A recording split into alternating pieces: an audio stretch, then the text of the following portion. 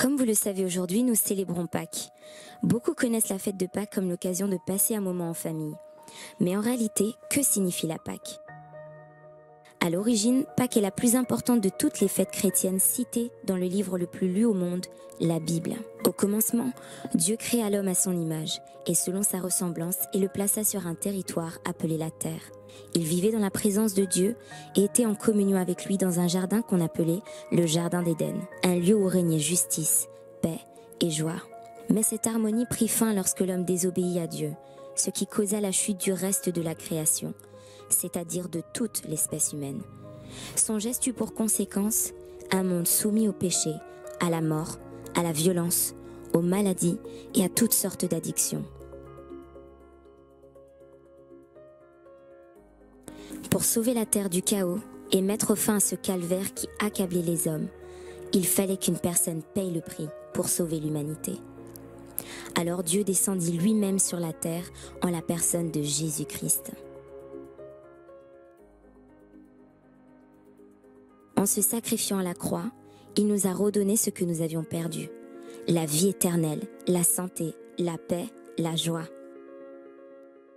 Chaque fois que son sang a coulé, des grâces et des bénédictions nous ont été restituées. Et alors que le monde voyait Jésus comme un simple homme crucifié sur la croix, il y avait là une scène qui avait lieu et que les gens ne voyaient pas. Jésus réconciliait Dieu avec l'humanité. 3 jours après, Jésus a bouleversé les lois de la nature en ressuscitant d'entre les morts. Désormais, quiconque croit en Jésus et à son sacrifice à la croix est de nouveau réconcilié avec Dieu, et cela pour l'éternité. C'est donc cela, à Pâques, nous célébrons avant tout la démonstration visible de l'amour de Dieu. À libérer le peuple, alors à plus forte raison le sang de Jésus. Avant de prendre le place, je vais vous inviter à saluer la personne qui est à côté de vous, la personne pour qui le sang de Jésus a coulé, la personne qui est plus que victorieuse ce matin. Amen. Alléluia. Bien-aimés, nous allons continuer. Donc, culte spécial, programme spécial. Amen. Alléluia. Donc, nous les adultes, on sait aussi ce que c'est Pâques, mais nous voulons également, les enfants aussi savent ce qu'est Pâques. Et nous allons, au travers d'un court questionnaire, question-réponse, voir vraiment ce qu'est Pâques aux yeux des enfants. Amen. Et pour cela, je vais inviter...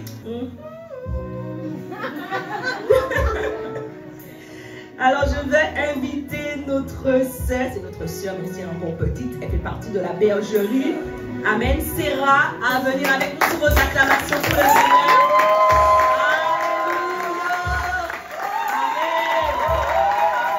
Alléluia.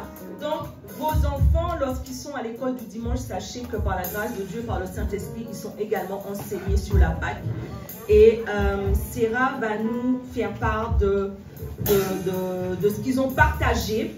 Donc ça va se faire sous forme de questions-réponses. Donc je vais lui poser certaines questions et elle va apporter la réponse. Amen, amen. Alors comme je l'ai dit, je me répète, nous avons vu au travers de la vidéo que Adam et Ève, lorsqu'ils ont péché, il y a la mort qui est venue. Et en fait, justement, elle va nous dire, Sarah, est-ce que tu peux nous dire exactement, enfin avec tes propres mots, qu'est-ce qui s'est passé au jardin d'Éden? En fait, Adam et Ève, ils avaient péché contre Dieu. Du coup, Jésus les a chassés du jardin d'Éden. Dieu les a chassés. Ok, amen. Amen. On encourage Sarah. Amen.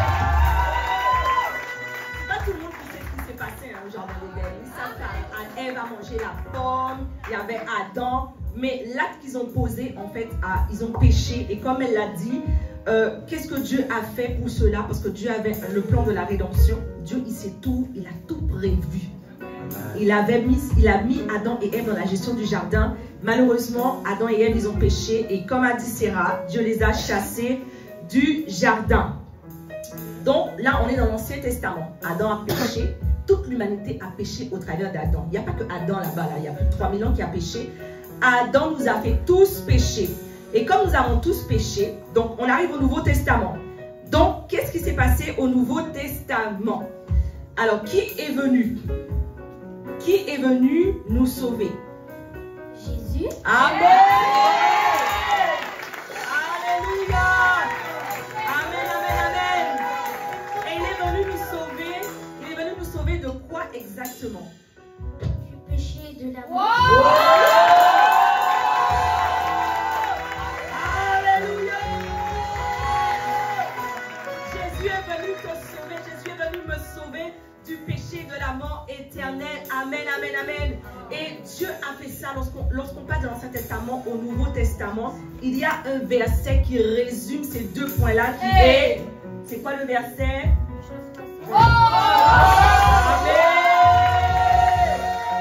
Et qu'est-ce que Jean 3,16 nous dit?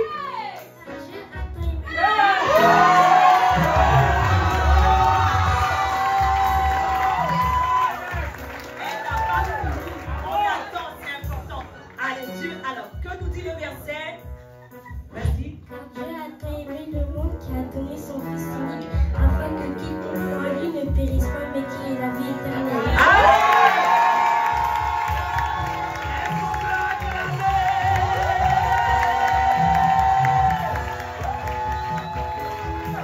Amen, amen, amen, amen, amen, amen. Donc Dieu a tellement aimé le monde, nous, qui s'est livré lui-même au travers de Jésus pour nous sauver du péché et de la mort éternelle. Il nous a déjà délivrés, bien-aimés, au travers de l'œuvre achevée de la croix. Et Sarah nous l'a encore dit, car Dieu a tant aimé le monde qu'il a donné son Fils unique. Alors, est-ce qu'on peut acclamer Dieu pour le fait qu'il a donné, livré son Fils? Dieu là. Alléluia. On acclame Dieu pour Sarah. Amen. Maintenant, nous allons nous aussi jouer, bien-aimés. Au travers questions-réponses. Je vais voir où vous en êtes là.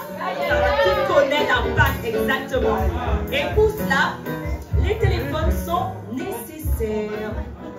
Alors, ceux qui le peuvent, vous avez Kahoot. Donc, ceux qui peuvent, Kahoot. My God, Jesus. On est dans le sang de Jésus. Alors, vous flashez le QR code et normalement, vous arrivez sur le site et vous rentrez le code PIN qui est affiché ici, 922 13 38. Les noms qui sont là représentent leur groupe. Ok? Donc là, c'est la première équipe, ça sert à Alors, rien. est-ce que le groupe du frère Pacom, vous allez l'aider pour les réponses, ok? Et vice versa. Donc, les noms qui sont là, donc ce sont eux qui sont en liste et vous allez les aider du groupe, d'accord? C'est bon, c'est ok pour tout le monde? Les téléphones, ok, super. On passe à la première question. Attention, c'est chronométré, hein? J'espère que je ne dérange personne. Attendez. Il faut me pousser. Oh my God. Ok. Que célèbre-t-on à Pâques? La naissance de Jésus, la mort et la résurrection de Jésus, le baptême de Jésus, l'ascension de Jésus. 4 secondes. 2. Ah, c'est fini. C'était où les secondes à toi gauche? Aïe. Bon, c'est très bien. La mort. Donc, qu'est-ce qu'on célèbre à Pâques? Ok. Question numéro 2. Oh.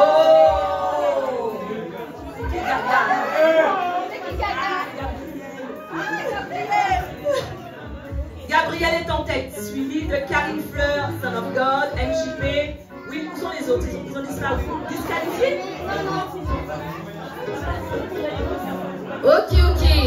Je vais juste vous expliquer rapidement. C'est pas seulement le fait de connaître la réponse. Ok? Il faut connaître la réponse. Il faut connaître la réponse et il faut être aussi le plus rapide. Ok? Et là, vous allez voir afficher le top de tous les joueurs. Ça veut pas dire que les autres joueurs sont disqualifiés. Est-ce que c'est clair pour tout le monde? Bon, on va dire que la première, c'était un coup pour du beurre. Hein. Ok, ça compte. Il y en a qui tiennent à leur point ici. Ok. On continue. on continue, c'est parti. Question 2. Quel disciple a trahi Jésus pour 30 pièces d'argent? 6, 5, 4.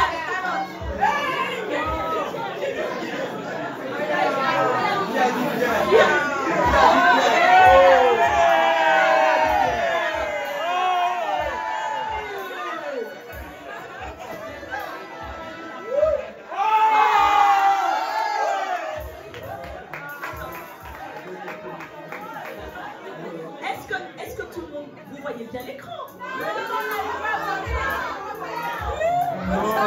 C'est quelle excuse là? Oh, c'est quelle excuse? L'amour ne soupçonne pas le mal. Donc si vous ne voyez pas, n'hésitez pas, les capitaines seulement, n'hésitez pas à vous lever. Ok? On passe à la troisième question. Bravo Karine Fleur. Comment s'appelle le jardin où Jésus a prié avant d'être arrêté? Donc c'est parti.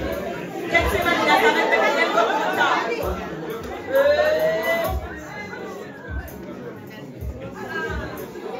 Gethsemane, zéro faute. Amen, amen, on acclame.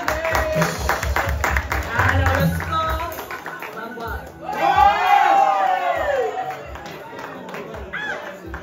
Les chants, les adorateurs. Et Gaga, il faut recruter. Allez, on passe à la question suivante. Quel gouverneur romain a prononcé la sentence de crucifixion contre Jésus? Pam, pam, pam. Hérode, César, Pilate, Caïphe.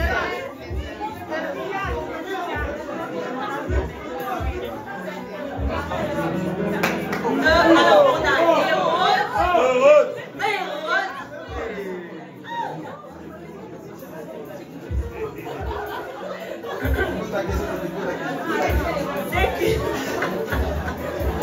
Alors, on a Ponce Pilate et on a Hérode.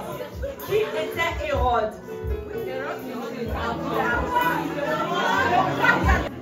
Alors du coup, Hérode, c'est dans Matthieu. Et c'était un roi qui voulait faire mourir Jésus. Et il a envoyé en fait ses mages adorer Jésus. Et au final, lors d'un rêve, il y a les mages qui ont vu que Hérode voulait faire mourir Jésus. Donc ils ne sont pas retournés auprès du roi Hérode. Et voilà. Donc Hérode, c'est le roi qui a voulu, effectivement, qui a fait ce qu'on pourrait appeler aujourd'hui l'infanticide, où il a tué tous les enfants de 0 à 2 ans. Et Ponce Pilate, du coup, qui a eu la bonne réponse là? Ok.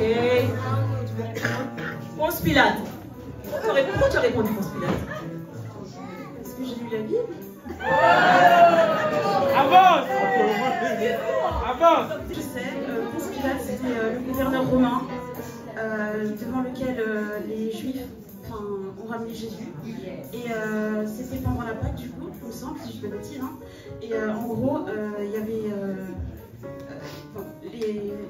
Les Juifs ont ramené Jésus devant Ponce Pilate. Et à ce moment-là, il y avait un autre prisonnier qui s'appelait Barabbas. Et il y a eu un espèce de vote. Et les Juifs, en fait, devaient décider lequel, entre Jésus et Barabbas, devait être libéré. Et comme ils étaient tous énervés contre Jésus, voilà, ils ont décidé de libérer Barabbas et de crucifier Jésus. Ok. Cherchez le code là. Je vous explique la nuance. Qui peut expliquer la nuance entre Hérode et Pilate de cette période-là? Est-ce qu'il y a quelqu'un qui est capable d'expliquer la nuance entre Hérode et Pilate sur cette saison-là? Parce qu'elle a bien répondu à Gabriel. Il y a bien eu le Hérode qui a voulu faire tuer Jésus. Mais pourquoi ici, il y en a qui se sont trompés? C'est subtil, hein? Quelqu'un a la réponse? Ça, c'est la réponse qu'elle a donnée. Mais pourquoi ici, il y a une nuance ici, là, à cette même période? Oui? En fait, Hérode, c'est le gouverneur des Juifs et Ponce Pilate, c'est le gouverneur des Romains. Donc, Hérode, c'est le gouverneur des Juifs et Ponce Pilate, c'est le gouverneur des Romains. Et du coup, les Juifs étaient sous l'emprise des Romains. Du coup, comment on appelle, le gouverneur romain ne pouvait pas juger en fait. Du coup, il a amené le cas au gouverneur juif. Exactement. Est-ce qu'on peut acclamer le Seigneur? Donc quand même, la personne qui a coché Hérode, quand même, tu as quand même lu la Bible. Même mieux que certaines personnes qui ont tous coché Pilate.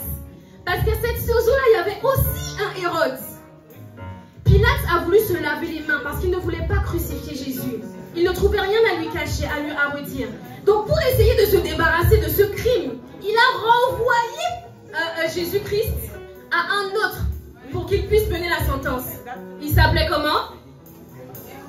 Hérode. Et donc ce Hérode, lui aussi n'a rien trouvé à dire à Jésus. Il a renvoyé à Pilate. Et c'est alors que Pilate a donné la sanction. Est-ce que c'est clair pour tout le monde? Ok, merci Seigneur, on avance. Est-ce que c'est bon? Non, c'est pas bon. Non. Ça y est, ils sont 10. Allez, c'est parti. On aura les mêmes questions, c'est ça. Les mêmes questions. Non, c'est reparti à 0. Allez, c'est parti. 2, 1. Allez, c'est l'opportunité. Alors, que célèbre-t-on à Pâques? On l'a déjà vu. La rapidité, s'il vous plaît.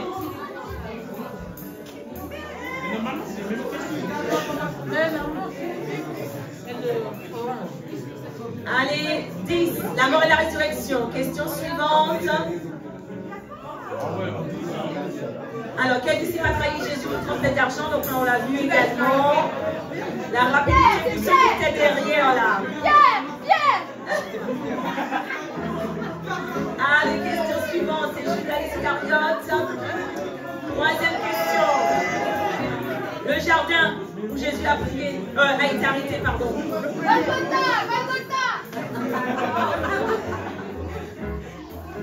Ok. Là, c'est là où on était, la question qui arrive. Ah, Judas.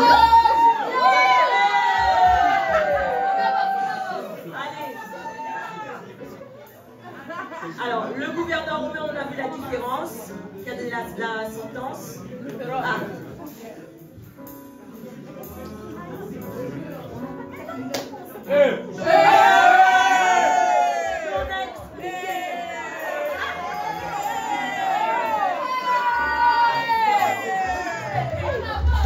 Alors là, on arrive là où on s'est arrêté. Donc on vient. Allez. On va. Vrai ou faux? Pierre a renié Jésus 2 fois avant le chant du coq. Si je vois un vrai là. Ah! C'est faux, bien sûr. Il a renié combien de fois? On y va, question suivante.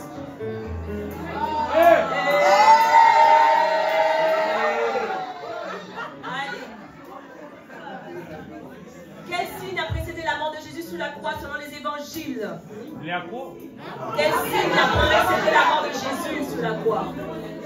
Tremblement de terre, feu, tempête, pluie. Ah, vraiment. On y va.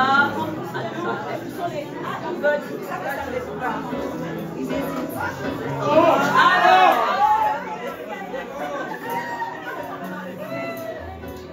Le feu dans le ciel, c'était pas là, hein?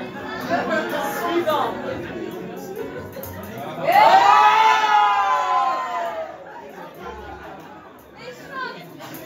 Suivant, on y va. Vrai ou faux? Simon de Cyrène a aidé Jésus à porter sa foi. Ah, c'est bien. Qui a été rapide là? Nous.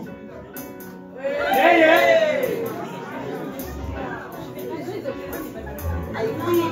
Combien de temps Jésus est-il resté dans le tombeau avant de ressusciter? 3 jours.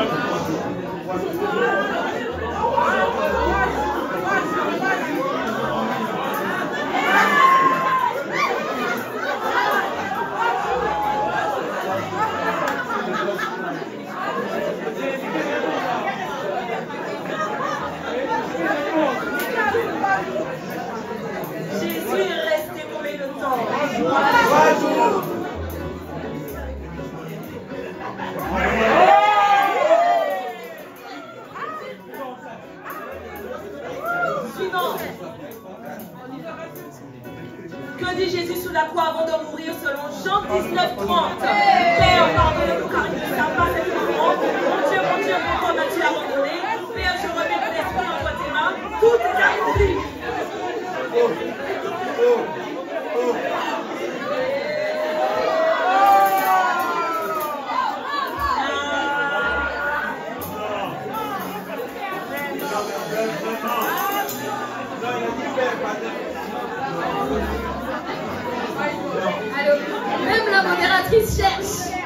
la réponse. Quand Jésus eut pris le vinaigre, il dit, tout est accompli.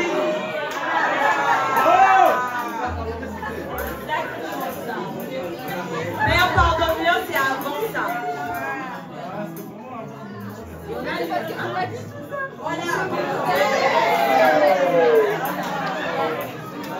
Suivant. Complète ce verset. Sans effusion de il n'y a pas de Hébreux 9, 22. Là, salut, sans pardon, foi, justice, prière, paix. C'est facile. Très bien, sans effusion de sang, il n'y a pas de pardon. Ok, fini?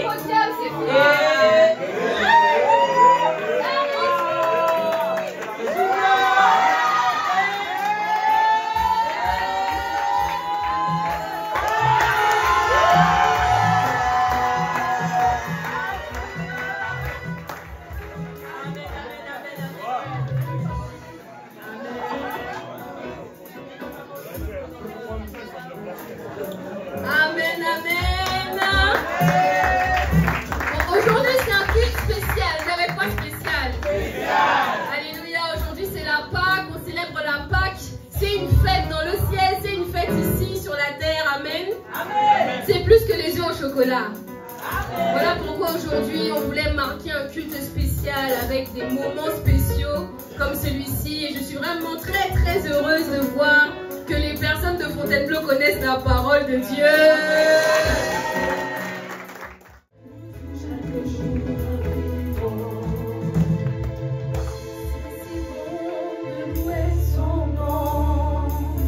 De chanter ses louanges, gloire à son saint nom.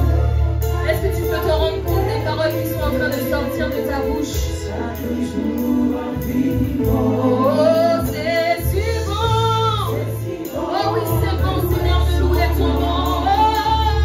Oh, c'est louange. Aïe, aïe, aïe, soya, blanque, les rosières. Oh, yes. Chaque jour infiniment c'est si bon. Ah, Santa Gaia, les rosières, maman, les rosières.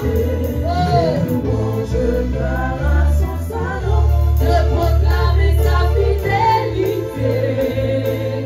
Chaque jour infiniment c'est si bon. De louer son nom. Oh, c'est si bon. Oh Seigneur, je ne me lasserai pas de chanter tes louanges. Je ne me lasserai pas de regarder à la croix. Ah, je ne me lasserai pas, Seigneur, de t'adorer chaque jour. C'est si bon. Louer son nom. De chanter tes louanges.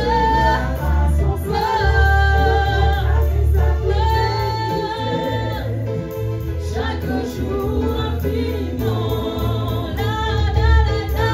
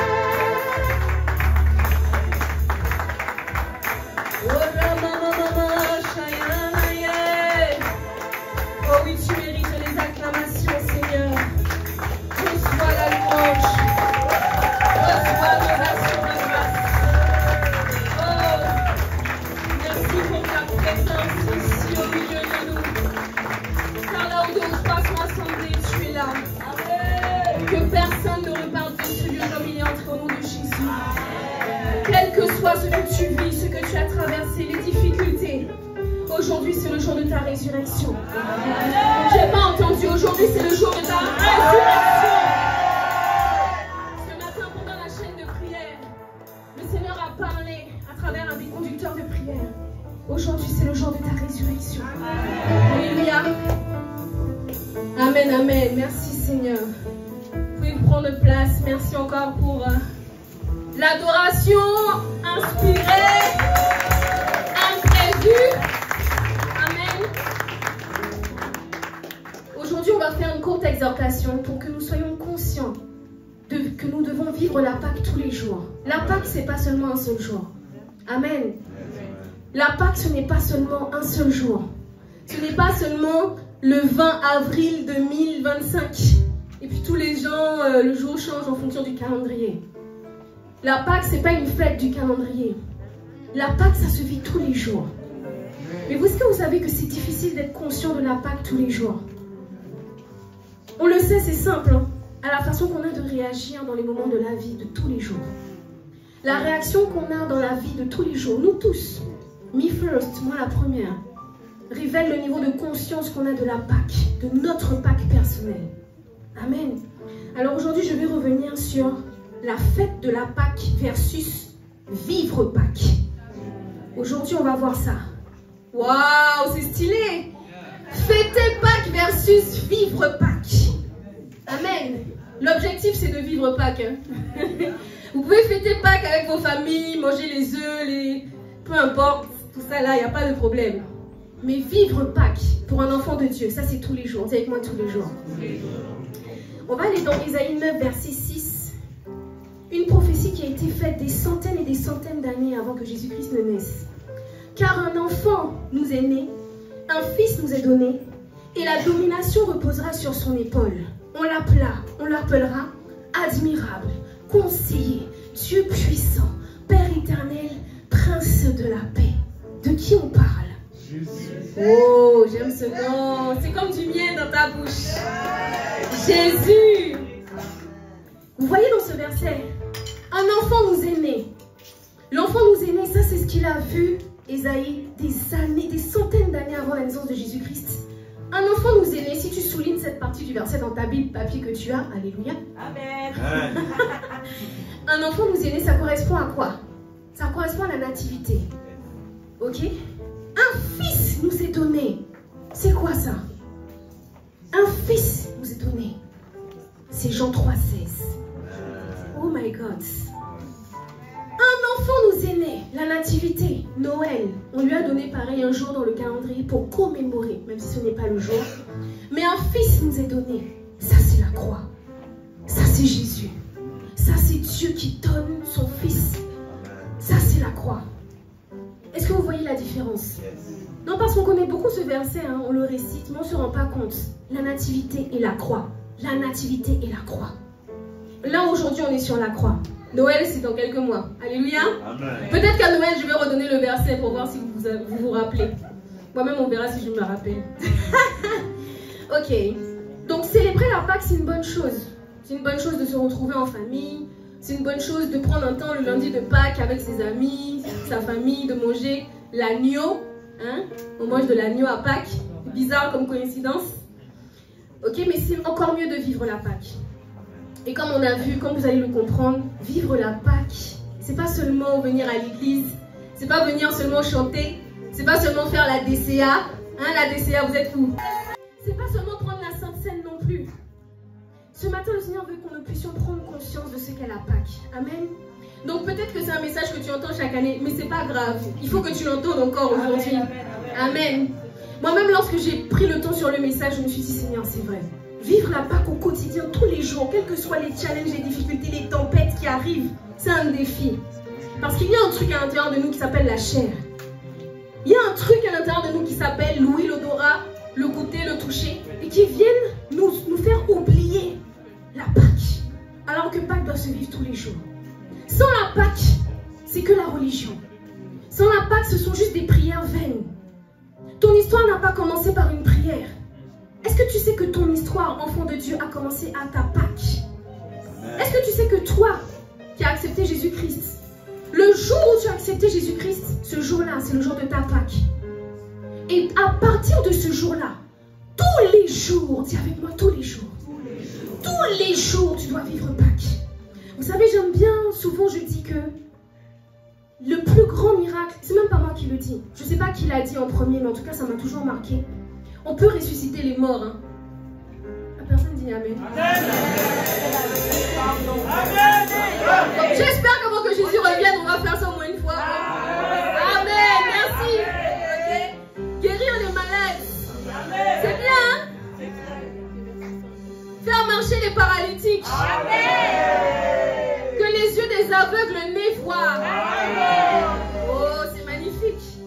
Mais le plus beau et le plus grand miracle qui existe, c'est quoi? C'est le jour où quelqu'un passe du royaume des ténèbres au royaume des cieux, de la lumière de son Fils, de son amour. Amen. Vous savez, votre Pâques, c'est le jour de votre conversion, mais tous les jours, vous devez vivre cette puissance-là. La puissance qu'il y a eu ce jour-là, qui fait que même le ciel s'est levé. Et maintenant, ça vient. Ce jour-là, c'est le seul jour où Dieu se lève avec tous les anges dans le ciel et acclame. Imagine si tu vis ta Pâques tous les jours. Ça vient d'arriver là. Hey, Seigneur, je veux que tous les jours tu acclames pour ma vie. Que tous les jours tu te lèves, comme tu t'es levé pour Étienne lorsqu'il a dit Père, pardonne-leur. Oh Seigneur, que tous les jours de nos vies soient un jour de puissance, un jour de Pâques puissante au nom de Jésus. Que Dieu te rende conscient de ta Pâques chaque jour. Alléluia. Donc Pâques, c'est pas juste Jésus qui s'est donné à la croix. Jésus a lobé, comme dit mon père, l'apôtre Ivan. Jésus a lobé. Bon, j'ai jamais fait du foot, hein, bon, c'est pas grave. Jésus a lobé Satan. Jésus a lobé Satan le jour-là. Satan n'a rien vu venir. Ponce Pilate. Bon, lui, il connaissait même pas la parole. Les sacrificateurs, les pharisiens, les sadducéens, ils n'ont rien vu venir. Les docteurs de la loi, ceux qui maîtrisaient les Écritures, ils n'ont rien vu venir. Pourtant, Isaïe avait prévenu. Isaïe a dit en Isaïe 53, verset 3, « Méprisés et abandonnés des hommes, hommes de douleur, et habitués à la souffrance semblable à celui dont on détourne le visage. » Ils ont détourné le visage. Ils n'ont pas reconnu Jésus le Christ, le Messie. Yeshua, Mashiach, ils n'ont pas reconnu. Pourtant, Isaïe avait prévenu. Nous l'avons dédaigné, nous n'avons fait de lui aucun cas. Cependant, dites-moi cependant. Oh, ce sont de nos souffrances. Ce sont tes souffrances qu'il a portées. Tes douleurs, il s'en est chargé. Mais nous ne l'avons pas considéré, nous n'avons fait aucun cas de lui. On l'a considéré comme puni, frappé, maudit de Dieu. Vous savez, la pendaison sur le bois, à la croix, à cette époque-là, c'était un signe de malédiction. Donc on a dit directement, si toi tu étais le Fils de Dieu, pourquoi tu meurs sur une croix? Ça c'est le symbole de la malédiction, donc tu es maudit. Plusieurs centaines d'années avant, Isaïe a prévenu. Ce sont de nos douleurs qu'il s'est chargé et nous l'avons considéré comme puni, frappé de Dieu et humilié. Mais il était blessé pour nos péchés, brisé pour nos iniquités. Le châtiment qui nous donne la paix est tombé sur lui et c'est par ses meurtrissures que nous sommes. Alléluia. La croix, c'est à la fois toute la sagesse et toute la puissance de Dieu. Amen. Sans la croix, il n'y a pas de puissance. D'ailleurs, on l'a vu sur la série pour ceux qui étaient avec nous en janvier. L'autel le plus puissant, c'est l'autel de la croix. J'ai pas entendu. De la croix. Dis à quelqu'un qui n'était pas là en janvier, l'autel le plus puissant, c'est l'autel de la croix. Alléluia. À Pâques, on célèbre plusieurs choses. Il y a au moins 5 choses. Dis avec moi 5 choses. Premièrement, la crucifixion du vieil homme. Deuxièmement, la fin de la tyrannie du diable. Troisièmement, c'est la fin de la tyrannie du péché. Quatrièmement, on a vaincu la culpabilité et la honte. On a été justifié, lavé par le sang. Et cinquièmement, il y a eu un transfert. Dis avec moi transfert. Un échange. On appelle ça l'échange divin. De condamné, tu passes à justifié. D'esclave, tu passes à fils. De fils de la colère, tu passes à fils de son amour. Tu passes de celui qui vient après le prototokos, le premier, Jésus le Christ, l'aîné d'entre plusieurs frères. Alléluia. Romains 6, verset 6. On fête, on célèbre plutôt Premièrement, on a dit la crucifixion. Ok? Nous savons que notre vieil homme a été crucifié avec lui afin que le corps du péché soit réduit à l'impuissance. Autrement dit, quand Jésus a été crucifié, la nature pécheresse qui était entrée en l'homme par Adam a été crucifiée. Ton vieil homme a été crucifié. Ne dis pas comme certaines personnes que oui, j'ai l'impression que mon vieil homme est en train de revenir. Ton vieil homme ne peut pas revenir. Si tu as donné ta vie à Jésus, ta vie passée est passée. Voici toutes choses sont devenues nouvelles. Si tu n'as pas encore donné ta vie à Jésus, aujourd'hui c'est aujourd'hui. Ta vie peut recommencer à zéro. Vous savez, quand on va dans les évangélisations, ça m'est venu comme ça une fois. On était dans le RER et j'ai dit, vous savez, dans vos livres d'histoire, il y a un avant et puis il y a un après Jésus-Christ. Hein? Avant JC, après JC. JC c'est qui? JC c'est qui? JC est dans ton livre d'histoire depuis que tu es à l'école primaire, non? Le jour où tu acceptes Jésus-Christ, il y aura un avant JC et puis un après JC. Yes! Si c'est ton jour aujourd'hui, il y aura un après JC dans ta vie ce matin au nom de Jésus. Alléluia. Donc il a crucifié le vieil homme, la nature pécheresse. Parce que le problème de l'homme, ce n'est pas Satan. Est-ce que ton problème c'est Satan? Tu hésitais, c'est bizarre. Est-ce que ton problème c'est Satan? Ingrid, est-ce que ton problème c'est Satan? Patrick, est-ce que ton problème c'est Satan? Non! Si tu as conscience de qui tu es, Satan est sous tes pieds. Le problème de l'homme, c'est le péché. Il n'y a que le péché qui sépare Dieu de l'homme. C'est la seule chose qui sépare Dieu de l'homme. Et lorsque Jésus vient et qu'il pratique cette première chose qu'on a vue là, la crucifixion de l'homme, du vieil homme, il vient abattre, nettoyer, dégager, exterminer à jamais pour toujours jusqu'à ce que Jésus revienne. Cette nature pécheresse. Désormais, tu as un autre nom. Ton identité est différente. Désormais, lorsque tu es enfant de Dieu, même lorsque tu tombes, même lorsque tu pêches, ton nom ne change pas. C'est comme sur ta carte d'identité. Tu crois que lorsque tu as volé et qu'on t'emmène en prison, on prend ta photo de face, on prend ta photo de profil, profil gauche, profil droit. Je pense pas qu'on te prenne de dos, ça sert à rien. On met ton nom en dessous et puis on écrit voleur. Mais est-ce qu'on ne met pas son nom et son prénom? Est-ce que le nom et le prénom du voleur changent le jour où il a volé? Le jour où tu pêches, le jour où tu tombes, ton identité ne change pas. Tu t'appelles Saint Mathieu. Tu t'appelles Saint Edwin, Saint Réaxa. Tu t'appelles Saint Justine. Tu t'appelles Saint Mike. Tu t'appelles Sainte Gabrielle. Est-ce qu'il y a un saint ici? Est-ce qu'il y a un saint ici? Ah, est-ce qu'il y a un saint ici? Est-ce qu'il y a un saint ici? Aïe, aïe, aïe. Pâques, dis avec moi la Pâques. Romains 8, verset 11. Aïe, aïe, aïe, j'aime ce verset. Il n'y a donc plus aucune. Est-ce qu'on peut te condamner de quelque chose ici en bas sur la terre? Bon, si tu n'es pas enfant de Dieu, on peut encore te condamner. Mais aujourd'hui, c'est ton jour au nom de Jésus. Romains 6, 23 dit aussi que le salaire du péché, c'est la mort. Ok? Il n'a pas dit le salaire de Satan. Donc arrête de croire que Satan, c'est ton problème. Satan est où ça? J'ai pas compris. Est-ce que tu peux faire ça comme ça? C'est là qu'il est là, c'est là même qu'il est. Ok? Ensuite, on a vu deuxièmement qu'on célèbre la fin de la tyrannie du diable, la fin de la tyrannie du péché. Avant que tu donnes ta vie à Jésus-Christ, donc avant ta Pâque, avant le premier jour de ta Pâque, le jour où tu as donné ta vie à Jésus, le diable fanfaronnait à propos de toi. Le diable était orgueilleux, fanfaron, vantard. Ah, mais il m'appartient, je fais de lui ce que je veux, je claque des doigts, il fait ce que je demande. Il est mon esclave. Mais le jour où tu donnes ta vie à Jésus le Christ, tu passes du royaume des ténèbres au royaume des cieux, au royaume de la lumière. Alléluia. Le péché n'a plus de pouvoir sur toi. La honte n'a plus de pouvoir sur toi. La culpabilité n'a plus de pouvoir sur toi. Ce qui te rongeait de l'intérieur n'a plus le pouvoir sur toi. Désormais, tu as reçu le pouvoir exousia. Tu as reçu le pouvoir exousia. Tu as reçu le pouvoir de marcher sur les serpents, sur les scorpions et sur toute la puissance de l'ennemi. Alléluia.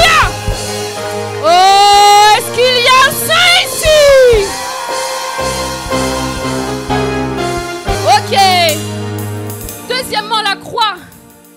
C'est le tribunal et la victoire. On va passer rapidement. Oh, ce verset, je l'aime trop aussi, Seigneur. Colossiens 2, 14, verset 15. Bien-aimé, quand tu es dans la délivrance, ou quand tu as un problème avec un hôtel familial, un hôtel territorial, je prie que le Saint-Esprit te rappelle ce verset. Il a effacé l'acte dont les ordonnances nous condamnaient. C'est ça. Et qui subsistait contre nous. Et il l'a détruit en le clouant à la croix. Ensuite, il a dépouillé les dominations et les autorités. Il a fait ça quand? Il a fait ça quand? Avec quoi? Il a fait ça quand? Il a fait ça à la croix. Il les a dépouillés, les dominations et les autorités. Il les a livrés publiquement en spectacle, en triomphant d'elles par la croix. Comment? J'entends pas. Qu'est-ce que tu dis à Satan? Qu'est-ce que tu dis aux autorités, aux dominations? Jésus a triomphé de toi par la croix. Satan a été jugé. Il a été dépouillé. Il a été désarmé. Alors bien-aimé, je t'invite à réécouter l'enseignement de mon père, l'apôtre Ivan, sur les armes de Dieu. Parce que Satan a été désarmé. Mais toi, tu dois revêtir les 7 armes de Dieu. Parce que si tu ne revêts pas les 7 armes de Dieu, il va utiliser ton ignorance pour ensuite t'embobiner. Voilà pourquoi Osée 4:6 dit que mon peuple périt parce qu'il lui manque la connaissance. Mais ce ne sera pas ton partage au nom de Jésus. Revêt les 7 armes de Dieu pour avoir la victoire au nom de Jésus. Ensuite, Pâques, elle l'a dit, la sœur Muriel, elle représente aussi l'Exode. La première fois qu'il y a eu la Pâques, c'était dans l'Ancien Testament, au temps de Moïse. Amen. À cette époque-là, c'était l'Ancien Testament. On appelle ça l'ombre. L'ombre. C'était l'ombre des choses à venir. C'était l'ombre de la véritable Pâques. Dans sa grandeur, dans sa splendeur, dans sa magnificence, dans sa toute puissance. La Pâques véritable, c'est Jésus-Christ. Dis avec moi, Christ, c'est ma Pâques. C'est plus puissant que dans Exode. Déjà dans Exode, c'était puissant. Mais alors le jour de ta Pâques,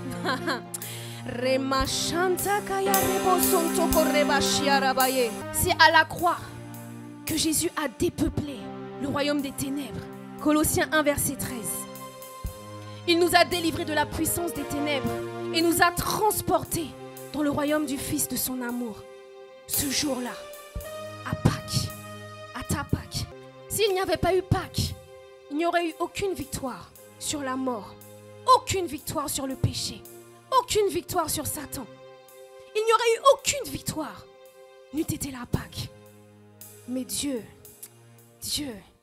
dans sa sagesse infiniment variée, qui dépasse l'intelligence des hommes, qui dépasse les voies des hommes, a accompli le plus grand miracle. Il a envoyé son fils Jésus le Christ. Et lorsque Jésus est mort ce jour-là, à Pâques, le royaume des ténèbres a été dépeuplé. Voilà pourquoi depuis ce jour-là, il y a sans cesse des transferts. Il y a sans cesse des transferts de royaume. Et lorsque tu es fils de la lumière, tu es fils de la lumière. Quel que soit ce que tu fais, tu restes fils de lumière.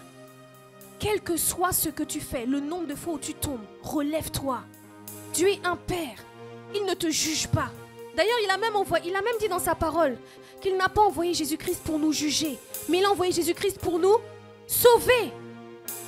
Alors, quel que soit là où tu es, quelle que soit la fosse dans laquelle tu es tombé, il y a un bras qui se tend maintenant dans le nom puissant de Jésus. Je déclare au nom de Jésus, il y a un bras qui se tend maintenant dans la fosse dans laquelle tu es. Quel que soit le nom de cette fosse, il y a un bras qui n'est pas trop court et qu'il vient te chercher au nom puissant de Jésus. Là où aucun homme ne peut te récupérer. Là où aucune femme ne peut te récupérer. Il étend sa main, Jésus le Christ. Il te retire des grandes eaux au nom puissant de Jésus.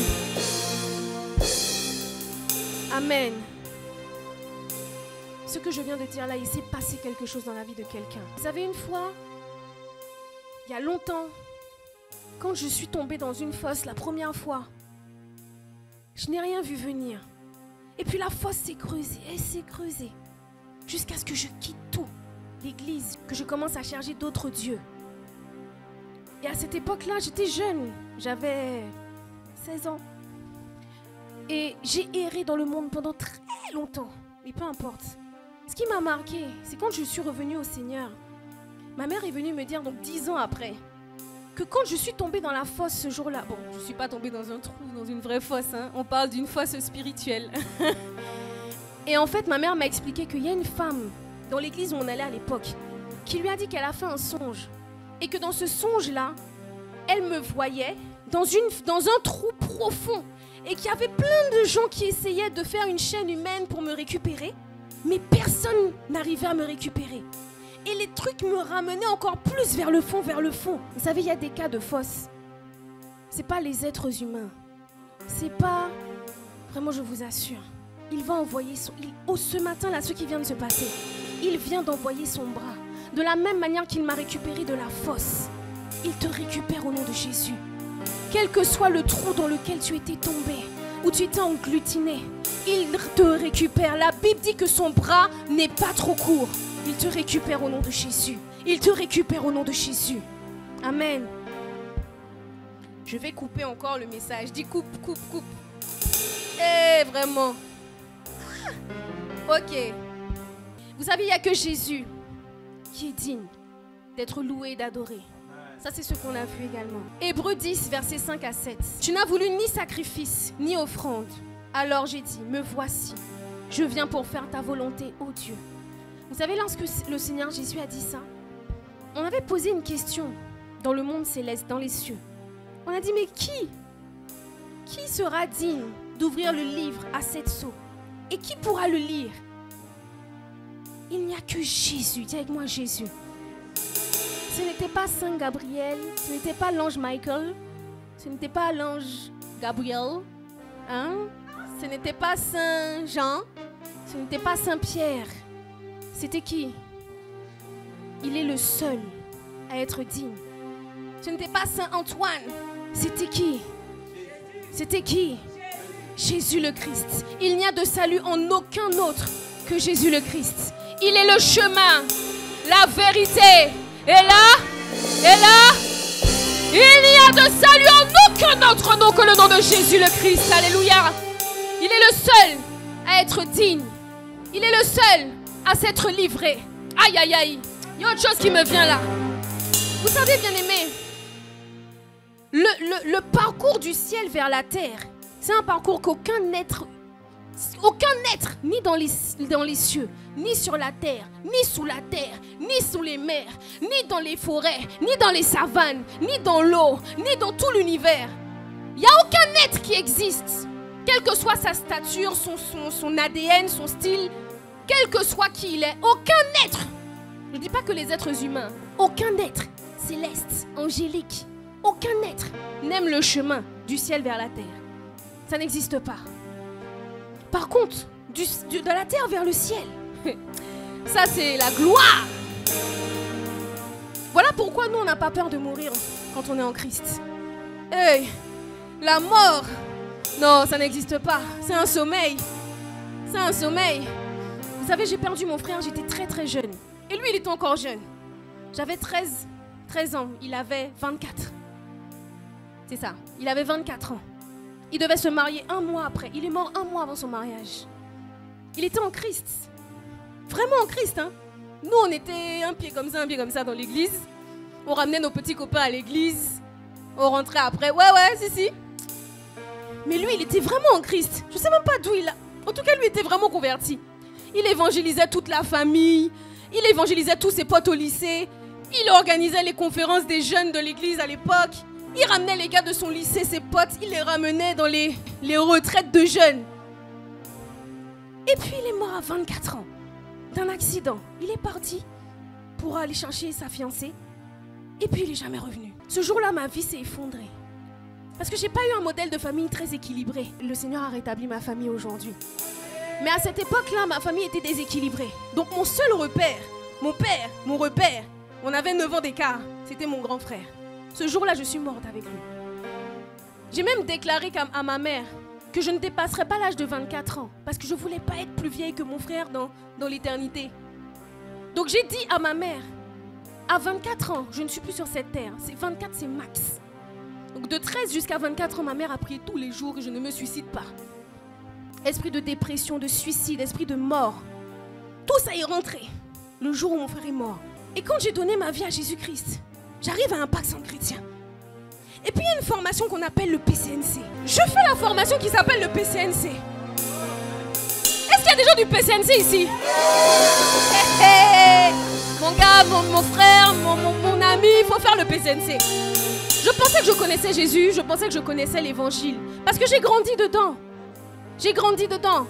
De 3 ans jusqu'à l'âge de 16 ans, j'étais dans l'église. J'ai fait de l'éco-dîme jusqu'à les jeunes. C'est moi qui gérais les chorégraphies du 31 décembre.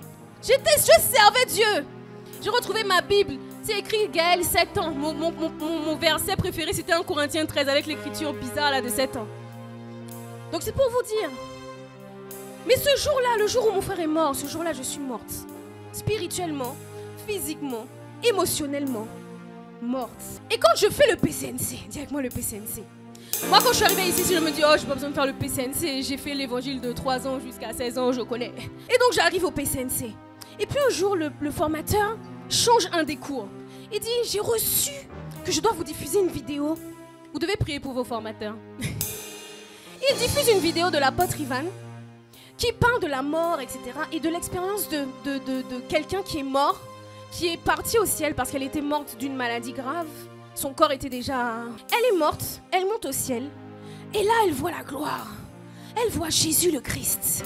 Elle voit le royaume des cieux. La lumière qui n'existe pas sur la terre. Les matériaux qu'on ne peut pas décrire sur la terre. À chaque fois qu'on parle du paradis, on dit c'était comme, parce qu'il n'y a rien de semblable sur la terre. Et puis Jésus lui dit, ce n'est pas ton temps. Une mère mariée, mère d'enfants, chrétienne, elle regarde en bas son corps abîmé par la maladie. Elle voit ses enfants pleurer. Elle voit son mari pleurer. Elle dit non Seigneur, même pas pour eux je retourne. Est-ce que vous imaginez le chemin, je répète, du ciel vers la terre? Il n'y a personne qui veut faire ça. Même pas pour un enfant. Personne ne veut faire ça. Mais il y a quelqu'un.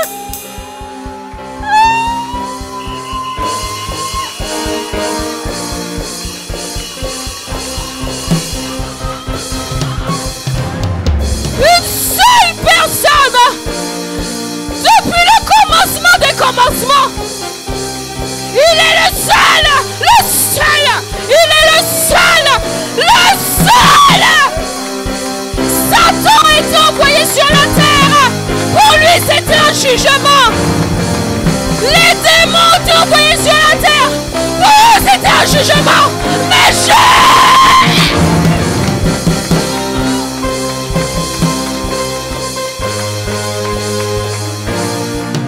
il est le seul à être digne d'être adoré, le seul d'être digne des acclamations.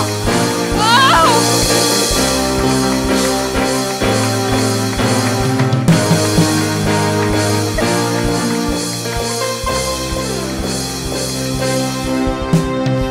Il est le seul.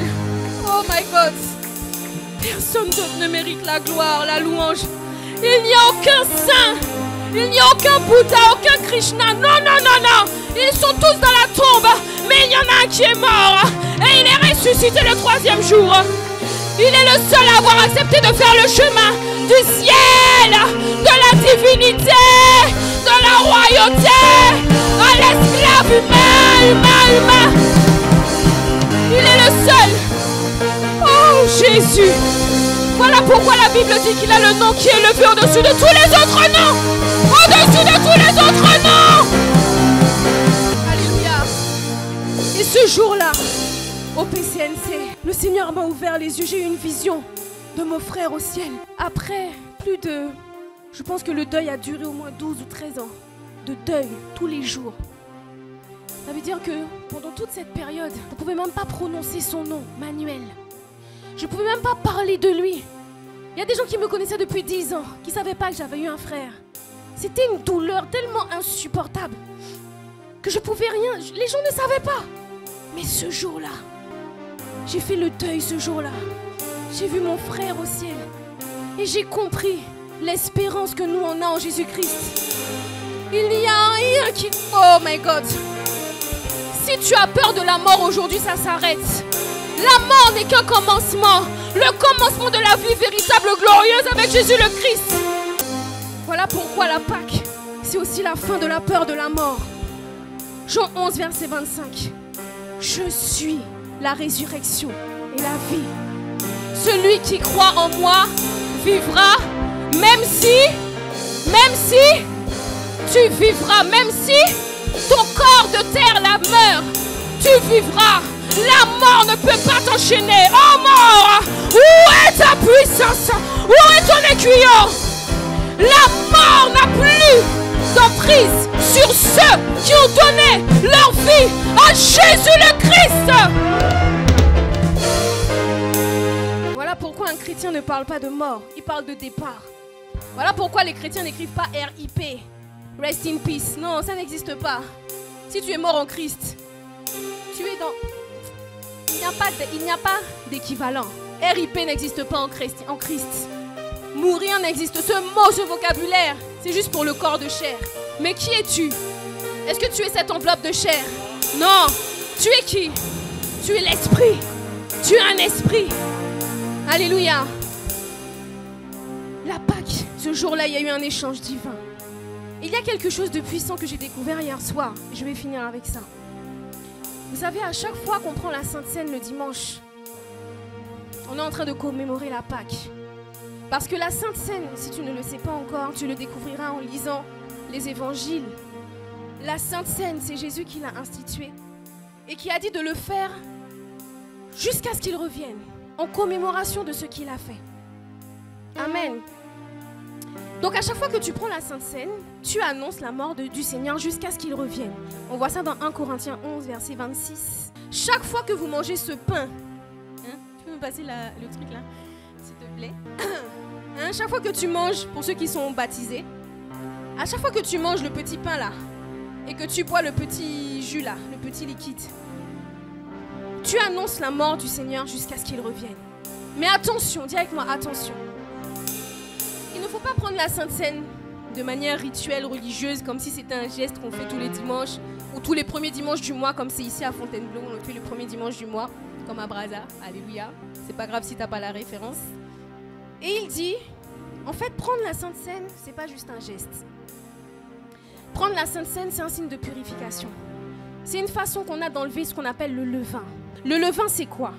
Le levain, c'est l'hypocrisie, c'est la calomnie. Le levain, ce sont les faux frères. Dis avec moi, faux frères. Hey, ça existe? Faux frères. Hey! Il y a des faux frères. Vous savez, vous pouvez aller tant que vous voulez faire. Être juif avec les juifs, comme a dit Paul. Être grec avec les grecs. Mais on n'est pas frères avec les faux frères. 1 Corinthiens 5, verset 7-8. Faites disparaître le vieux levain, car Christ, notre agneau pascal, a été immolé. Bon, ça c'est raccourci. À chaque fois que vous commémorez la Sainte Seine, vous devez enlever le vieux levain avant. Vous devez prendre la Sainte Seine avec la conscience que c'est une manière de se purifier, d'enlever le levain, d'enlever l'hypocrisie, la calomnie, les faux frères, les personnes qui vous poussent à mal parler, à critiquer. Les personnes qui, vous savez que cette personne-là couche avec toutes les sœurs de l'église. Hey, oui. Non, on est dans l'église des derniers temps. Je vais dire autre chose. Est-ce que je peux dire autre chose? Les faux pasteurs qui couchent avec les personnes de l'église. Et puis ils disent, ma fille, je vais plus loin. Je peux aller plus loin. Les faux pasteurs hommes qui couchent avec les frères. Et puis ils disent, mon fils, apostate. Ce genre de choses, ça se dénonce. Alléluia. Ça se dénonce. On dénonce tout comportement abusif. On dénonce tout comportement de maltraitance, d'abus physique ou mental ou émotionnel. Personne n'est parfait. On corrige une fois. on corrige 2 fois. Mais si tu ne comprends pas, le levain, on l'enlève de la pâte. Amen. Dénonce. Lorsqu'on dénonce, bien aimé, c'est pour le bien de la personne. Oui, oui, on peut acclamer le Seigneur. Non, parce que souvent, ce sont des personnes qui peuvent nous avoir fait du bien ou qui peuvent nous faire du bien. Et donc, quand elles se retrouvent dans une situation où elle a mal fait quelque chose, on a peur de témoigner. Surtout ici en France. Je sais pas pourquoi. On n'aime pas témoigner ici en France. On n'aime pas ça. Mon frère, ma soeur, faut dénoncer. Parle d'abord à la personne, comme dit la parole de Dieu. S'il n'entend pas, parle à une deuxième personne. Va avec lui avec une deuxième personne. Si les deux là, lui seul ne comprend pas, va voir les anciens et parle-en. C'est pas pour dire, ah ouais, j'ai vu un tel accoucher avec un tel. Non. Sois sensible à l'âme de la personne. Si Jésus revient, il ne part pas. C'est quoi mon intérêt? Je n'ai aucun intérêt. Il faut que J'ai reçu un mandat. Le mandat, c'est aller faire de toutes les nations des disciples. Alors s'il y a quelqu'un à côté de moi qui se retrouve dans un cas étrange, j'ai intérêt à en parler. Pour faire en sorte que l'Esprit de Dieu puisse passer par la correction ou par peu importe les visions, les songes. Parce que c'est une âme, bon sang, c'est une âme. Amen. Je suis sortie, je reviens. Jean 13, verset 27. Cette phrase m'a choquée. Bien-aimés, faisons attention lorsqu'on prend la Sainte Seine. C'était là où on était. Mais bon, comme tu n'as pas suivi, je reviens. Je blague. Je suis comme mon père, pardon. Ok, révélation. Jean 13, verset 27. En fait, j'étais en train de méditer sur toute la passion du Christ. Et cette petite phrase-là m'a choquée. Dès que Judas eut pris le morceau, Satan entra en lui. J'ai lu cette phrase 1 milliard de fois. Mais hier soir, je me suis dit, mais pourquoi c'est au moment du morceau du pain dans la bouche là que Satan entre dans Judas? Satan aurait pu entrer en Judas à un autre moment. Bien avant Jean 13, Satan l'a déjà influencé. On va voir qu'il va lui dire que... On va voir qu'il va l'inspirer. Il va lui proposer.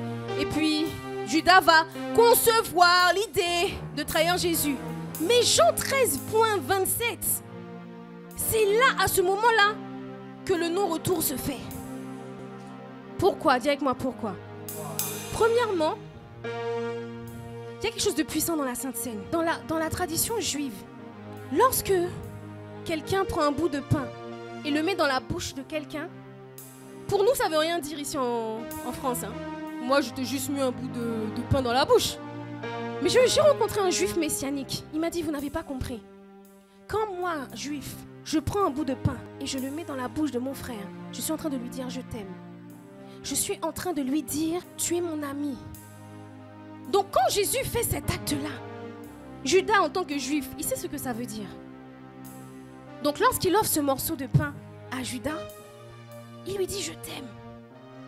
Mais Judas avait déjà prévu de trahir Jésus.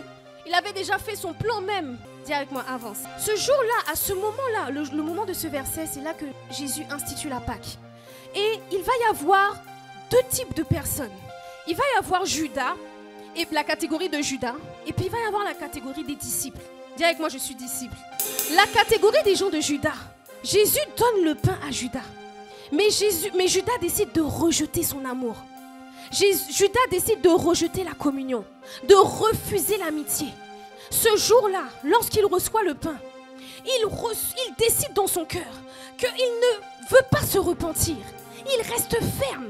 Juste avant cette phrase, Jésus est en train de prévenir qu'il va dire c'est qui parmi ses disciples-là qui va le trahir. Judas va être vexé parce que Jésus va faire ce geste. Mais il n'a pas compris que Jésus était en train de lui dire je t'aime, tu peux encore te repentir. Dans sa vexation vexante vexée, il va dire ah bon c'est comme ça, je vais bien aller te trahir. Et il a pris la Sainte Seine avec un mauvais cœur. Ça, et c'est ce qu'on voit beaucoup plus tard. 1 Corinthiens 11 verset 29. Celui qui mange et qui boit sans discerner le corps du Seigneur mange et boit quoi? Voilà pourquoi ce moment-là, le moment où le pain de l'amour, de l'amitié, de la repentance entre dans sa bouche, mais que Judas le prend avec un mauvais cœur. Le jugement est tombé. La porte est ouverte. Satan est entré. Bien-aimés, oui, on peut acclamer le Seigneur. Merci Seigneur.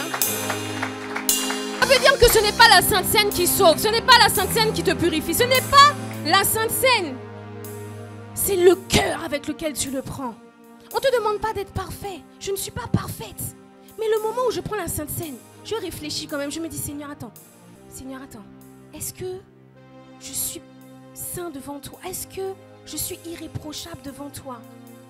Mince, Seigneur, je reconnais que j'ai offensé mon mari. Je reconnais que j'ai blessé mes enfants. Je n'ai pas demandé pardon.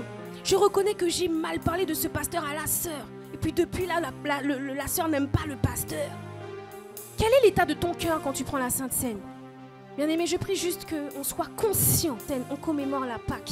Et 1 Corinthiens 10, verset 16 dit que lorsqu'on prend la coupe de bénédiction, nous comprend la communion au sang de Jésus. Donc quand tu prends la coupe, tu es en train de communier avec le sang. S'il y a un contact entre le mauvais cœur et le sang, un contact entre la communion avec son corps et le mauvais cœur, bah, il y a un jugement. Et je prie que ce ne soit pas ton partage au nom de Jésus. Amen. Donc la Pâque, on la célèbre, on la commémore à chaque fois à la Sainte Seine. Mais prends-le avec conscience, une bonne conscience, un bon cœur.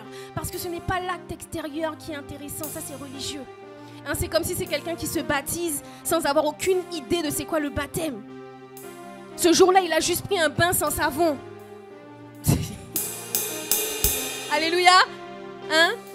C'est comme quand on bénit en mettant de l'eau sur les cheveux. Ce jour-là, c'est du shampoing sans shampoing.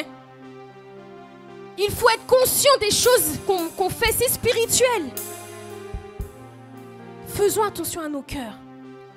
La Pâque, c'est tous les jours. D'ailleurs, la Sainte Seine, tu peux la prendre tous les jours. Alléluia. Je prie que le Seigneur nous rende conscients de la Pâque, de la puissance qu'il y a de la Pâque, la puissance qu'il y a de la vie et de la résurrection. Alléluia. Amen, amen. Je pense qu'on va s'arrêter là.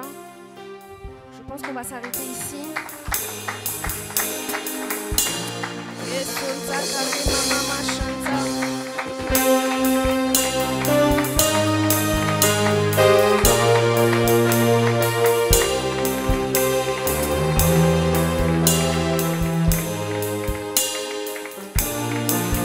Arabashanta karebos, rema mama mama santa, ora baba baba chete. Aujourd'hui c'est la Pâque, bien-aimé. Et comme on a reçu dans le temps de prière ce matin, c'est un jour de résurrection. C'est un jour où on commémore aussi la résurrection. Alors on va élever la voix, on va prier juste quelques minutes pour que l'esprit de vie puisse venir ressusciter quelque chose qui était mort dans la vie de quelqu'un au nom de Jésus. Amen. Si tu as un défi, quel qu'il soit, tu sens que ton âme est morte, tu sens que dans tes émotions, il y a la mort, il y a la tristesse, il y a la dépression. Tu sens que dans ta vie personnelle, il y a la mort. Soyons honnêtes. Tu sens que dans ton corps, il y a la mort, une maladie. Tu sens que dans ta vie financière, matérielle, il y a la mort. Ce matin, dis avec moi ce matin, on va prier pour que l'esprit de vie souffle, quel que soit le domaine où il y avait la mort dans ta vie, pour que la résurrection se fasse en ce jour de Pâques au nom de Jésus. Amen. Alors si tu as un état de mort, quel qu'il soit, si tu le sens honnêtement et sincèrement, est-ce que tu peux juste lever la main? Ça peut être une maladie, ça peut être un gouffre émotionnel, peu importe. Lève juste la main et on va élever la voix avec toutes les personnes qui sont autour de toi. Nous allons prier, bien-aimés, par l'Esprit. Nous allons prier de tout notre cœur pour qu'il y ait une résurrection. Est-ce qu'on peut mettre le verset qui dit que l'Esprit de vie, celui qui a ressuscité Christ d'entre les morts, rendra aussi la vie à vos corps mortels par son Esprit qui habite en vous. Il rendra la vie à votre âme, il rendra la vie à vos finances, il rendra la vie à tout ce qui est mortel, tout ce qui est du domaine du naturel et du mortel ce matin au nom de Jésus. Amen. Est-ce que tu peux te tourner vers ton frère ou ta soeur qui a levé la main? On va prier pour que tout état de mort physique, spirituelle, émotionnelle, maladie mentale. Dans le nom puissant de Jésus. Rema Santa Karebo Shinta. Rababababa, esprit de vie. Tu dis dans Jérémie 33:3, invoque-moi et je te répondrai. Nous invoquons l'esprit de vie. Nous invoquons l'esprit de Zoé, l'esprit de vie éternelle. Souffle ici dans cette salle au nom de Jésus. Pénètre ces corps de la plante des pieds jusqu'à la pointe des cheveux. Esprit de vie et de résurrection. Esprit de vie et de résurrection. Souffle dans ces corps. Souffle dans ces vies. Souffle dans cette carrière professionnelle morte. Souffle dans ce corps qui était mort. Souffle dans ces organes que Satan avait liés. Que Satan avait liés. Au nom de Jésus, nous nous tenons dans le sang de Jésus le Christ dans ce jour de la Pâque.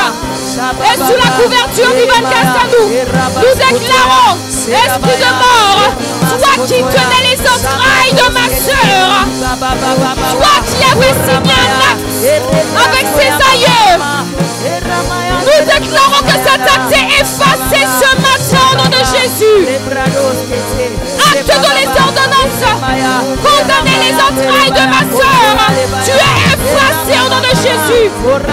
Acte dans les ordonnances, condamner l'intelligence de mon frère, tu es effacé, effacé, effacé, dans le nom puissant de Jésus.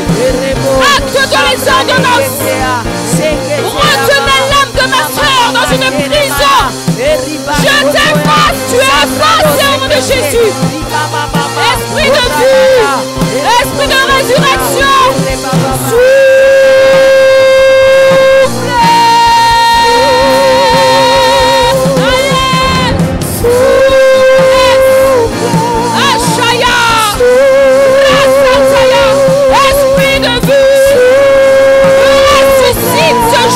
qui était mort, ressuscite ces organes qui étaient morts, ressuscite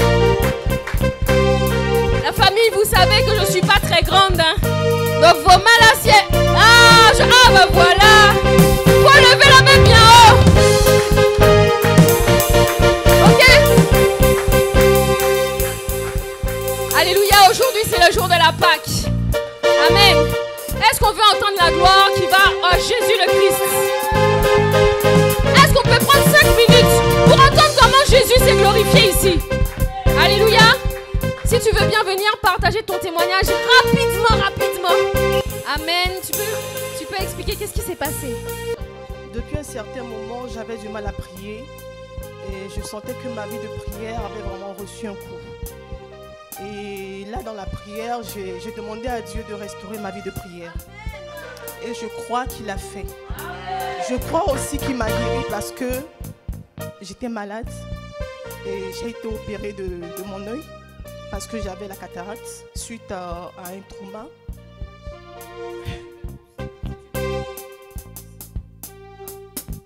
Donc c'était suite à un trauma que j'ai été opérée de la cataracte.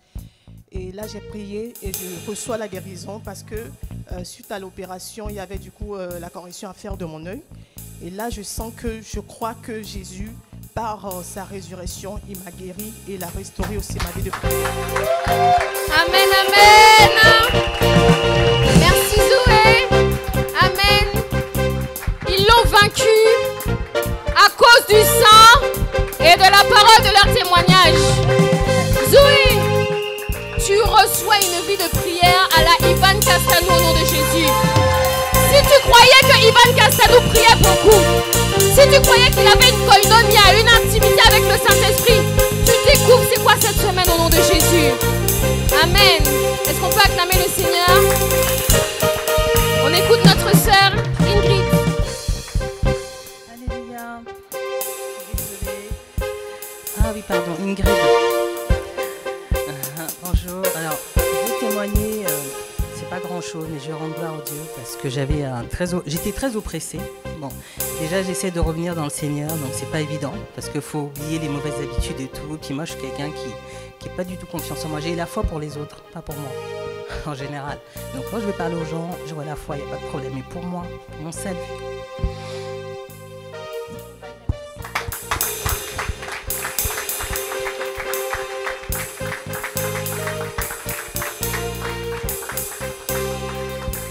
Excusez-moi, c'est pour ça que je ne voulais pas témoigner. Non mais je vais pleurer longtemps, c'est pas le problème, je vais pleurer longtemps en fait, je vais pas pouvoir parler. Donc, ce message de la Pâque, avec tout ce qui a été invoqué, tout ce qui a été évoqué, tout ce qui a été dit, en fait, c'est un rappel. Parce que c'est la jeunesse, c'est notre jeunesse, c'est notre point zéro. Et je suis désolée, pardon. Je suis désolée de pleurer comme un enfant.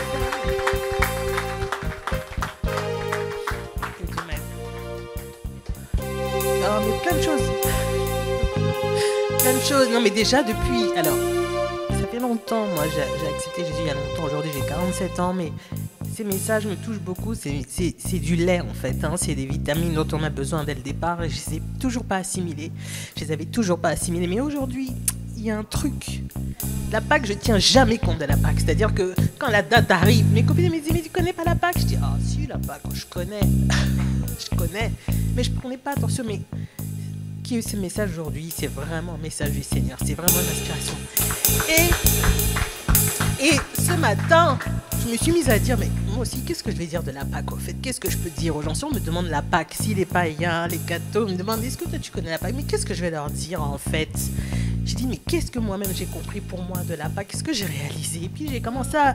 Je sais pas, c'est la première fois. C'est la première fois que je me dis, attends, je focus un peu sur la Pâque. Il y a un truc pour moi là-dedans, là, il y a un message pour moi. Et puis, effectivement, m'amener vers la résurrection. Alors, en plus, j'ai des problèmes, mais alors, pas possible en ce moment. Mais par la foi, je sais que Dieu agit, justement. J'ai eu trop de problèmes cette semaine. C'était vraiment le... J'ai dit, Seigneur, si tu veux plus là, si tu veux que je sois à la rue seulement, mets-moi à la rue. Parce que là, moi, je vais pas lutter. Il y a des trucs, je peux plus lutter. Ok? Et j'ai EDF. Enfin, je peux pas tout raconter parce qu'il y a beaucoup de jeunes ici. C'est pas, vous aurez jamais ces problèmes-là. Jamais. Il y a des problèmes d'EDF qui me coupe, puis mon frigo qui me lâche, un frigo pour lequel j'ai lutté. Il me lâche, j'ai dit, mais il n'y a plus de frigo, j'ai plus d'électricité, j'ai plus rien. J'ai dit, tu veux que je fasse quoi là maintenant? Au jour d'aujourd'hui, là, ok, je reviens, je prie, mais tu veux que je fasse quoi? Hein? Je fais quoi maintenant? Aujourd'hui, j'ai reçu beaucoup de choses. Déjà, j'avais commencé à travailler. Et puis, je suis restée hier chez moi. Ça fait 2 jours que je commençais à prier. Parce que j'ai pu, comme avait parlé la sœur, d'onction de prière. Dieu m'a beaucoup appelé. À 3 heures, je me lève tout le temps, mais je ne priais plus. Et j'ai commencé à prier énormément. J'ai commencé à prier, à méditer, à écouter les messages de la Pâque. Mais j'étais encore oppressée. Mais quand même, ce matin, ça faisait 4 jours avec ma fille et tout. On n'arrivait plus à allumer le frigo. L'électricité a sauté. Et puis, ce matin, on parle de résurrection. On part de résurrection, en fait. On part de résurrection. Et ce matin, je vois mon frigo qui se met à marcher. Ça faisait 3 jours. J'appelle Darty, j'appelle. Il dit 3 jours. Waouh, 3 jours. Je dis, mais Seigneur, c'est moi qui suis folle. On va dire que je suis folle. Parce que moi, j'ai plein de témoignages. Mais quand on va dire, je vais dire ces petites choses, c'est du frigo. Non. Non. D'accord? J'ai essayé de dire à quelqu'un que Jésus a resté mon frigo. Mon électricité, là, il y a une décharge du ciel. Je ne sais pas ce qui s'est passé, mais... Amen. Et là, vraiment, j'étais encore oppressée. Je pensais que cette semaine, ça allait, mais je me sentais encore oppressée. Et puis, les messages de justification, de pardon, moi, à chaque fois, c'est pour les autos. La condamnation et toujours des pensées de culpabilité. Je ne sais même pas d'où ça vient. Mais là, merci pour la prière. Parce que finalement, la paix est revenue dans mon corps, dans mon intérieur. Merci.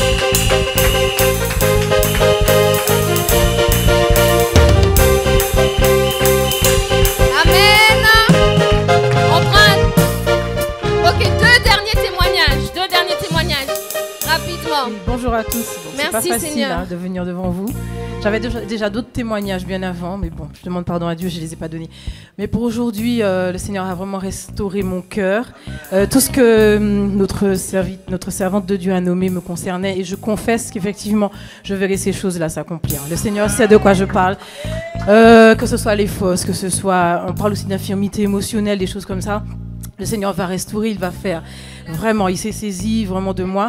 Et amen. Donc, alors j'étais là, je dis, je sens rien. Je me suis rappelé que ce pasteur Ivan dit, peu importe ce que tu ne sens pas, l'essentiel, le plus important, c'est que tu crois que le Seigneur l'a fait. Alléluia. C'est ce que je dis. Amen. Amen, amen. On a 2 restaurations de l'âme, une restauration de la vie de prière. Un dernier témoignage. Dis avec moi témoignage. Merci Seigneur. Ah pardon. Tu auras un témoignage quand même au nom de Jésus. Est-ce qu'on peut acclamer Jésus? Il a envoyé le Saint-Esprit, l'Esprit de vérité, celui qui nous conduit dans toute la vérité. On l'appelle aussi le Consolateur. Amen. Alors Père, nous te rendons grâce. Nous allons bientôt clôturer ce compte. Nous allons juste passer à un dernier moment. On ne peut pas passer à côté de ça. Il y a des personnes qui doivent vivre leur Pâques aujourd'hui. Amen. Alors, si tout ce qu'on a dit là, tu ne connais pas, si tu n'as jamais vécu ta Pâques, c'est-à-dire si tu n'as jamais accepté Jésus le Christ comme Seigneur et comme Sauveur, est-ce que tu peux juste faire cette prière avec moi? Aujourd'hui, c'est ton jour. Aujourd'hui, c'est le jour où on a dit tu passes de avant Jésus-Christ à après Jésus-Christ. Rappelle-toi dans ton livre d'histoire, lorsqu'il y a eu avant Jésus-Christ, après Jésus-Christ, entre les deux, il y a eu l'an 0. Ça veut dire que tout a recommencé. Tu peux tout recommencer maintenant. Tu peux repartir à 0 maintenant. Ta vie passée, tes péchés passés, tes luttes passées, ta séparation de Dieu passée. Si tu n'avais jamais entendu la voix de Dieu, aujourd'hui, tu peux entendre sa voix. Il frappe à la porte de ton cœur. Il t'appelle. Ne sois pas endurci. Ne ferme pas la porte. Satan a violé ta vie. Il ne t'a pas demandé l'autorisation. Mais Dieu, Jésus le Christ, c'est un gentleman. Il frappe à la porte de ton cœur. Il veut te donner la vie éternelle dont on a parlé aujourd'hui. Il veut que ta vie ressuscite aujourd'hui.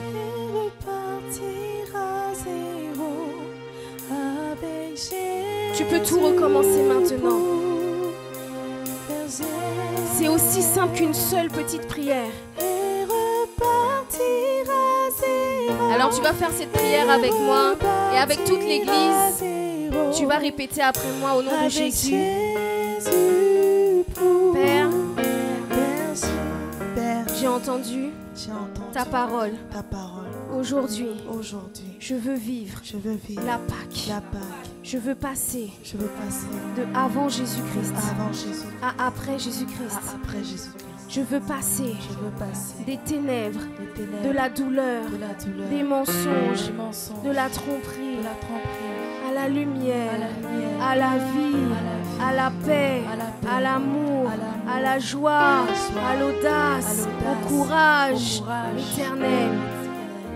Je viens devant toi, Seigneur. Je te demande pardon pour mes péchés. Je ne savais pas. Maintenant, inscris mon nom dans le livre de vie. Je veux te suivre. Sois mon Seigneur et mon Sauveur. Au nom de Jésus. Amen. Amen.